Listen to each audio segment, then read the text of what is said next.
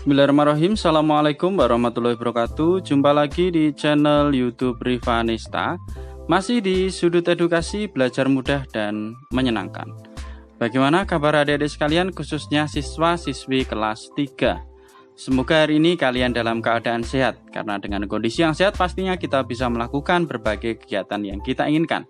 Dan dengan kondisi yang sehat pula kita bisa belajar bersama untuk membahas soal-soal dari buku penilaian Bu Pena untuk SD atau MI kelas 3 ya. Yang mana kita masih di jilid 3D ya, tema 7 perkembangan teknologi, subtema 1. Dan kali ini akan kita bahas soal atau pendamping pembelajaran 5 dan juga 6 ya, khususnya untuk Ayu Berlatih ya. Ayu Berlatih mendamping pembelajaran 5 dan juga 6. Dan yang masih ketinggalan pembahasan video kami sebelumnya bisa dilihat di playlist ya, Bu Pena kelas 3. Oke, langsung saja kita menuju ke soal yang akan kita bahas kali ini ya, yaitu di halaman 18, pendamping pembelajaran 5, muatan pelajaran bahasa Indonesia. Bacalah kembali teks tentang teknologi pangan pada pembelajaran sebelumnya ya, ini nomor 1. Kemudian cermatilah kembali kalimat utama yang terdapat pada setiap paragraf. Berdasarkan kalimat utama setiap paragraf, tentukan gagasan pokok setiap paragraf pada teks tersebut. Kemudian yang terakhir, tulislah gagasan pokok dalam bentuk dalam bentuk peta pikiran ya. Ini kita lihat ya, teks tentang teknologi pangan ya, ada di halaman 16 ya. Oke, akan saya bacakan ya. Teknologi pangan. Kebutuhan pangan merupakan kebutuhan pokok manusia. Setiap hari kita memerlukan bahan pangan. Bahan pangan artinya bahan makanan. Bahan pangan diperoleh dari produk-produk tumbuhan dan hewan.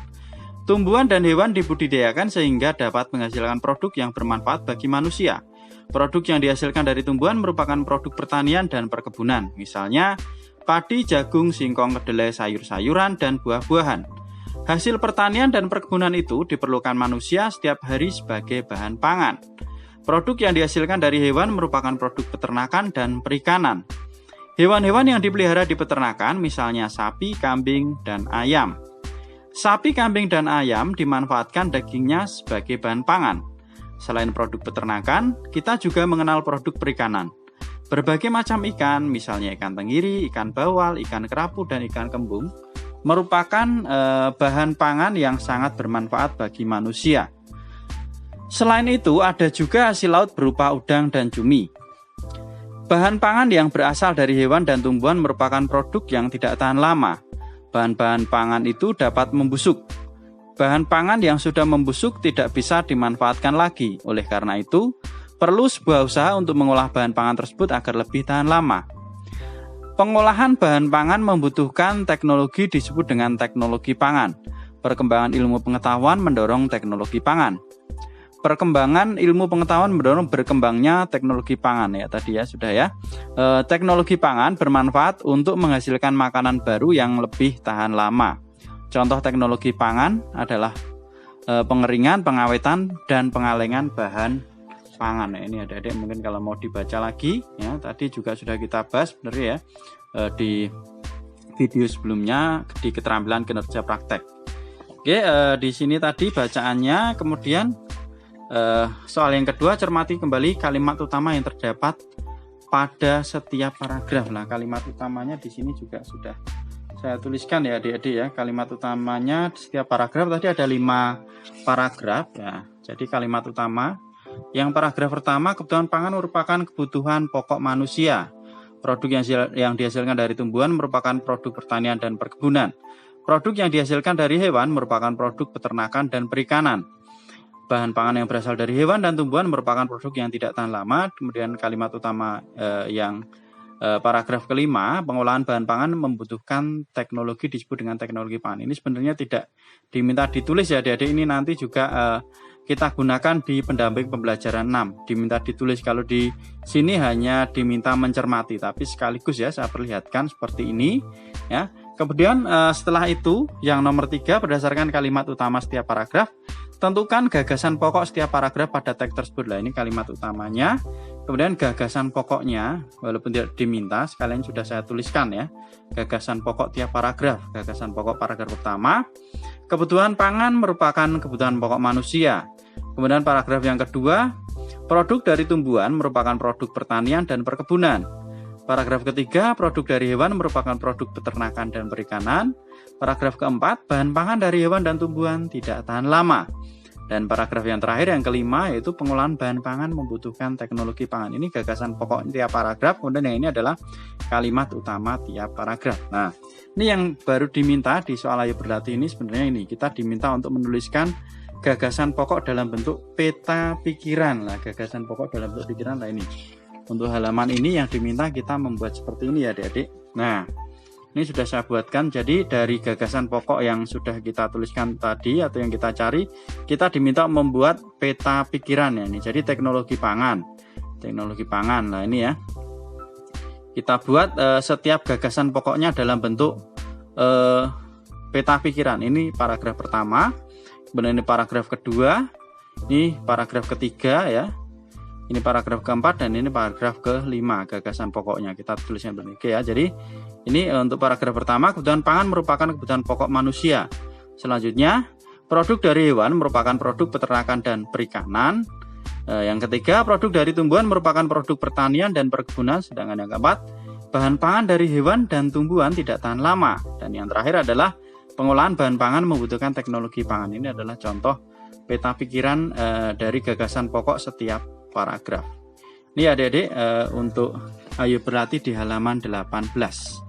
Selanjutnya kita ke halaman 19, muatan pelajaran PPKN. Nomor 1, jelaskan manfaat yang diperoleh jika kita dapat menyikapi perbedaan di rumah dengan baik. Manfaatnya apa? Nah, ini manfaatnya di sini sudah saya tuliskan ya. Ya, jawabannya adalah kita akan hidup rukun dengan anggota keluarga. Itu untuk nomor 1. Lanjut nomor 2, tulislah dan jelaskan contoh manfaat keberagaman sifat dan karakter yang ada di rumah. Oke ya. Nomor 2. Nah, manfaat dan sifatnya. Jadi dengan adanya keberagaman sifat dan karakter di rumah, setiap anggota keluarga dapat memahami sifat tiap anggota ya. Contohnya, berkata lemah lembut kepada anggota keluarga yang sedang kesulitan. Itu ya Dede nomor 2. Kemudian nomor 3, tulislah dan jelaskan contoh manfaat keberagaman, kemampuan dan keterampilan yang ada di rumah. Sekarang keragaman kemampuan, kalau tadi sifat. Nah ini. Nah, bermanfaat ketika kita bekerja sama. Ini keragaman kemampuan ya. Misal saat membersihkan rumah ya, mungkin ibu tugasnya apa, kakak, adik, ayah tugasnya apa. Nah, ini kan keragaman kemampuan. Kemampuannya kan berbeda-beda ya. Nah, dengan bekerja sama maka pekerjaan akan cepat selesai ya. Seperti ini untuk yang nomor 3 ya. Kemudian yang nomor 4, tulislah cerita tentang keberagaman individu di rumahmu beserta manfaat dari keberagaman tersebut. Nah ini ya, tentang keberagaman individu di rumah. Misalnya ini, keberagaman makanan kesukaan ya di rumah ya. Individu itu makanan kesukaannya beragam. Misalnya, nih ayah suka makan rendang, ibu suka makan gudeg, dan saya lebih suka nasi goreng. Dengan keberagaman tersebut, di rumah ibu membuat beragam masakan sehingga kita bisa mencoba berbagai menu ya, karena seleranya berbeda-beda. Tentunya ibu akan berusaha supaya semuanya senang ya. Akhirnya dibuatlah berbagai macam menu, tentunya harian yang berbeda-beda sehingga semuanya bisa merasakannya. Itu untuk yang nomor 4. Nah, ini Ayo Berlatih halaman 19, PKN sudah kita bahas. Sekarang kita ke halaman 21 ya, muatan pelajaran matematika.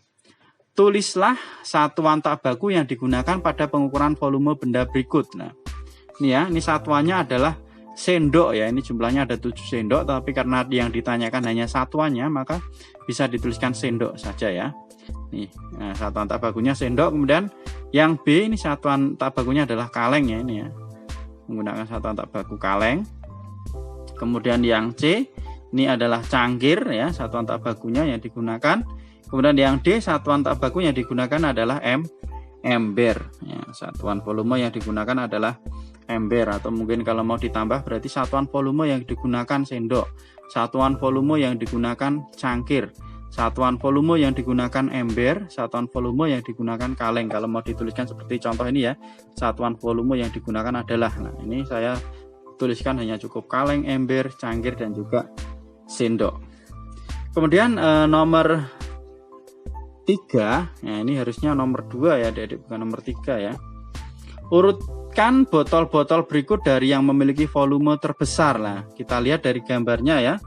Kalau gambarnya paling besar tentunya dia volumenya juga paling besar. Lah ini ya urutannya dari A, ini yang paling besar, kemudian C ya, selanjutnya adalah B, kemudian E, dan terakhir adalah D. Jadi A, C, B, E, D ya, itu urutan volume dari yang terbesar. Oke, untuk pendamping pembelajaran 5 sudah, sekarang kita ke pendamping pembelajaran 6. Ayo berlatih.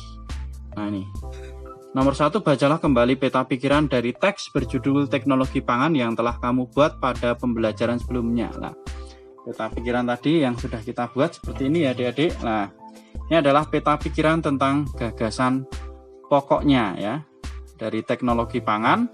Selanjutnya kita diminta untuk menuliskan gagasan pokok, susulah gagasan pokok dari teks tersebut ya. Kalimat utamanya, kemudian gagasan pokoknya apa. Oke, di sini sudah saya tuliskan tadi, berarti kita bisa lihat ya di sini.